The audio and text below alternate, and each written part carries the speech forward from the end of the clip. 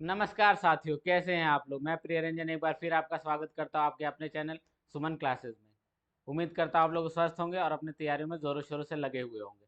तो आज का हमारा ये वीडियो CHSL की जो नोटिफिकेशन आई है उसके बारे में है। आज हम जानेंगे इस CHSL का नोटिफिकेशन जो है क्या डिटेल्स है, क्या इसमें कौन लोग भर सकते हैं, कौन लोग जो है, कितनी एज लिमिट है, क्या इसमें एजुकेशन क्वालिफिकेशन चाहिए, इन सारी चीज़ों के बारे में आज हम इस वीडियो में डिस्कस करेंगे। तो चलिए देर न करते हुए इस वीडियो को शुरू करते हैं। देखिए इस ये जो नोटिफिकेशन है हमारा, ये हमारा करीब 4 से 5 तारीख को आने वाला था SSC के कैलेंडर के हिसाब से, लेकिन 2-3 दिन डिले हुआ, कोई बात नहीं। लेकिन ये वैकेंसी आई, बहुत खुशियाँ लेके आई हैं कई लोगों के। जो मेहनत करने वाले स्टूडेंट हैं, जो लोग तैयारी कर रहे हैं, उनके चेहरे पे एक मुस्कान आई होगी। तो चलिए देर ना करते हुए इस वैकेंसीज के डिटेल के बारे में जानते हैं। ये हमारा टेलीग्राम चैनल है, ठीक है। इसके अलावा आप हमको इंस्टा, फेसबुक और टेलीग्राम तीनों पे ही फॉलो कर सकते हैं, ठीक है। मैथ्स विद प्रिय रंजन, आप इस चैनल को विजिट करके इस पे टेलीग्राम पे आपको रेगुलर वैकेंसी अपडेट्स जैसे हमारे चैनल पे आपको मिल रही है अभी वैसी, और इंस्टाग्राम और फेसबुक पे आपको हमारे जो मैथ्स की डिटेल्स है उसके बारे में, मैथ्स का जो कंटेंट है उसके बारे में आपको जानकारी देंगे, ठीक है।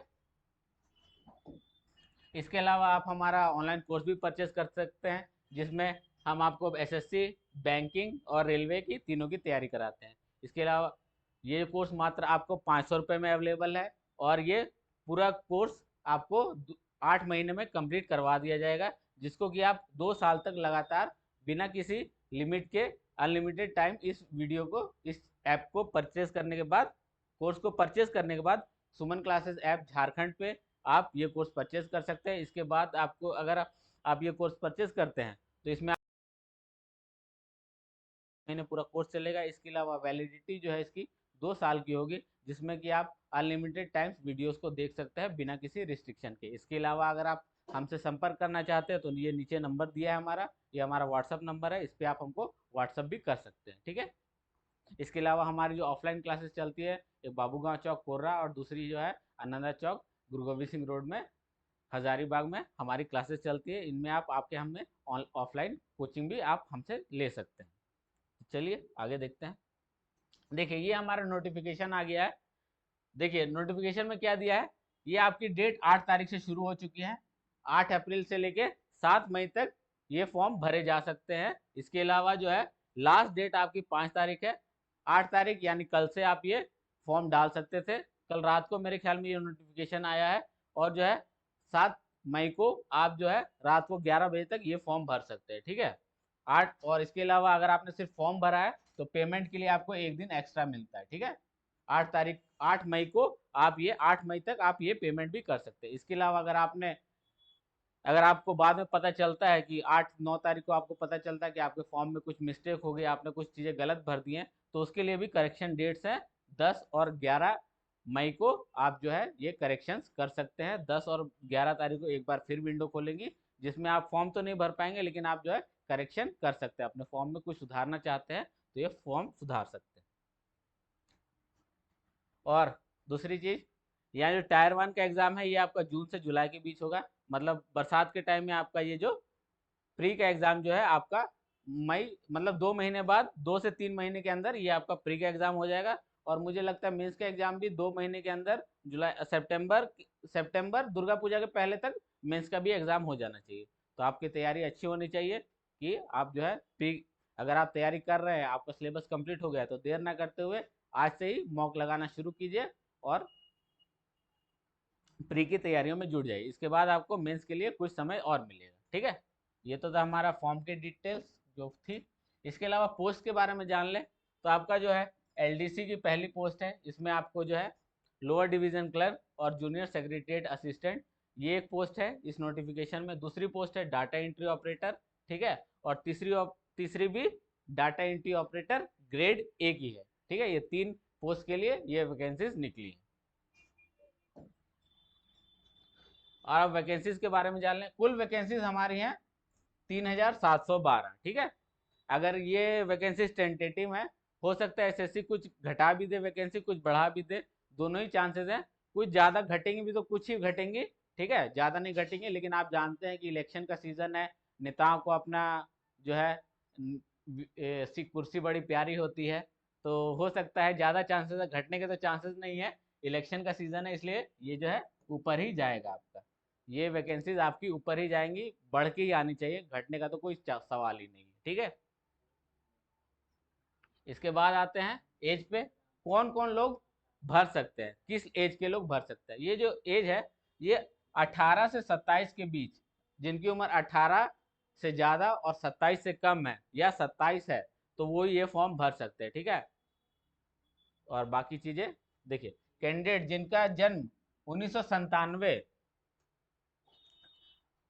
अगस्त अगस्त 2 अगस्त 1997 के बाद हुआ है, वो लोग ये फॉर्म भर सकते हैं। और जिनका जन्म 2006 1 अगस्त 2006 के पहले हुआ है, वो लोग ये फॉर्म भर सकते हैं, ठीक है। ये गिनती के 9 साल का ये एज लिमिट मिला है आपको, इसमें आपको ये 9 साल के एज के जो गैप है जिनके बीच, वही लोग ये भर सकते हैं फॉर्म।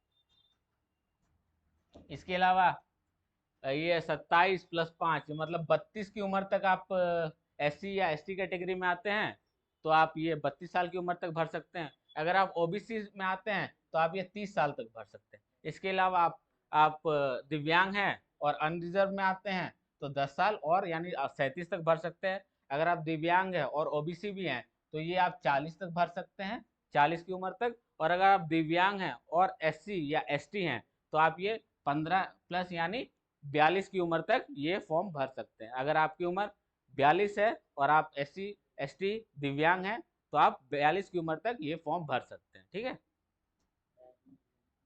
इसके अलावा आए तो यहाँ पे अब देखते हैं एजुकेशन क्वालिफिकेशन।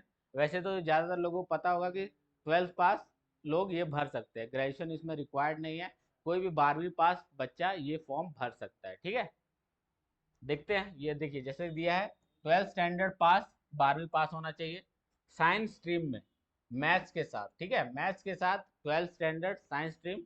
वो जो है डाटा एंट्री ऑपरेटर भर सकता है ग्रेड ए को। ग्रेड ए के लिए क्या रिक्वायरमेंट है, क्लास 12 पास होना चाहिए, साइंस स्ट्रीम से होना चाहिए, और साइंस में उसके पास मैथमेटिक्स सब्जेक्ट होना चाहिए। सिर्फ बायो वाले जो साइंस वाले हैं वो ये फॉर्म नहीं भर सकते, ठीक है। इसके अलावा LDC या जूनियर सेक्रेटरी असिस्टेंट को देख लें, और या फिर data entry operator grade A, accept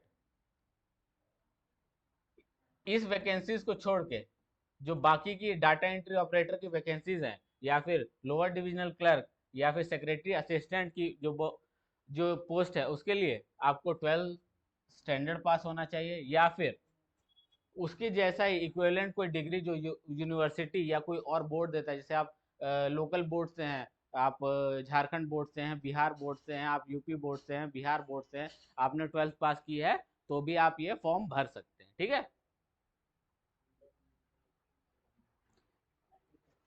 12th पास होना चाहिए और बाकी जो है आपकी मिनिमम रिक्वायरमेंट होनी चाहिए पूरी। और दूसरी चीज़, आपकी जो डिग्री है, 12th की जो डिग्री है, उसकी जो मैक्सिमम डेट है वो आपको 1 अगस्त तक आपका रिजल्ट आ जाना चाहिए। 1 अगस्त 2024 तक आपका जो है रिजल्ट आ जाना चाहिए। आपके हाथ में मार्कशीट की जो डेट होनी चाहिए वो 1 अगस्त 2024 के पहले की होनी चाहिए, ठीक है। और ज़्यादातर बोर्ड्स अगस्त से तो पहले जुलाई के आसपास रिजल्ट दे देते हैं मैक्सिमम, मुझे पता है। इसके यहाँ पे ये कुछ नहीं करता, ठीक है। तो ये तो हमारा आज का वीडियो। अगर आपको ये वीडियो पसंद आया, आपको लग रहा है कि आपको ये डिटेल सारी की पूरी हैं, इसके अलावा सिलेबस की जो बाकी की चीज़ें हैं, सिलेबस वगैरह और एग्ज़ाम पैटर्न कैसा होगा, उस सब के बारे में हम अगली वीडियो में आपको बताएंगे। तो फिलहाल इसके लिए इतना ही आज के लिए।